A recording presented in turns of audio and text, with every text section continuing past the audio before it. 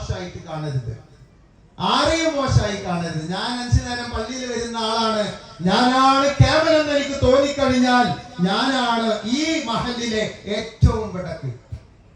ഞാൻ 5 നേരം പള്ളിയിൽ വരുന്നുവെങ്കിൽ ഞാൻ കേവലാണെന്നല്ല എനിക്ക് തോന്നുന്നത്.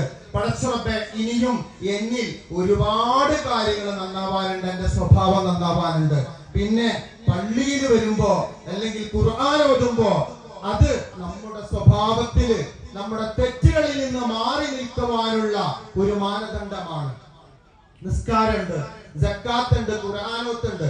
പക്ഷെ മറ്റുള്ളവരുടെ കുറ്റങ്ങളും കുറവുകളും പറയുന്നതിൽ നമുക്ക് ഒരു കുറവും വന്നിട്ടില്ല എങ്കിൽ നമ്മുടെ ഇബാദത്ത് സ്വീകാര്യമല്ല എന്ന് ഹബീബായ തങ്ങൾ പഠിപ്പിച്ചിട്ടുണ്ട്.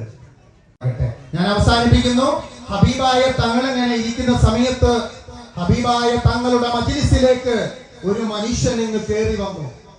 അപ്പൊ സഹാബത്ത് പറഞ്ഞു, യാ റസൂലല്ലാഹ്, ആ മനുഷ്യനെ ഇങ്ങോട്ട് അടുപ്പിക്കരുത്, വളരെ മോശമാണ് ആ മനുഷ്യൻ, അദ്ദേഹത്തിനൊന്നും നമ്മളെ പോലുള്ള മജ്ലിസിലേക്ക് അടുപ്പിക്കാൻ പറ്റിയതല്ല, അത്രയും നീചമായിട്ടുള്ള പ്രവർത്തികൾ ചെയ്ത് നടക്കുന്ന മനുഷ്യനാണെന്ന് പറഞ്ഞപ്പോ ഹബീബായ തങ്ങൾ പറഞ്ഞു, സഹാബത്ത് പലരും വിളിച്ചു പോകാൻ വേണ്ടി നിന്നു.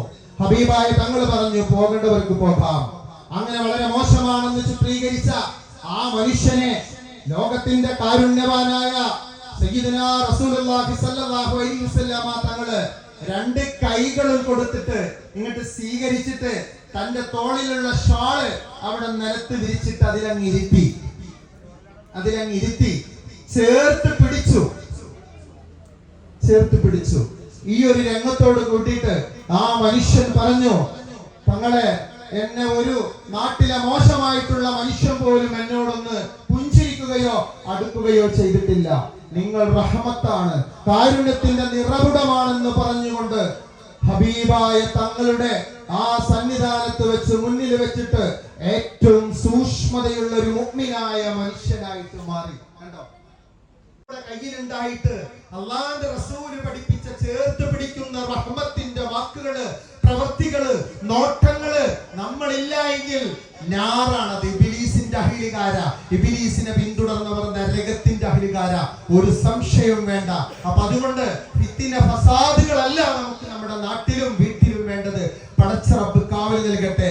നമ്മുടെ യുവാക്കൾക്ക്, നമ്മുടെ ഉമ്മമാർക്ക്, നമ്മുടെ ഉപ്പമാർക്ക്, സഹോദരിമാർക്ക്, പ്രത്യേകിച്ചിട്ട് മാഷാ അല്ലാഹ് നമ്മുടെ മക്കള് ഉന്നതമായ സ്ഥാനങ്ങൾ നേടിക്കൊണ്ടിരിക്കുക.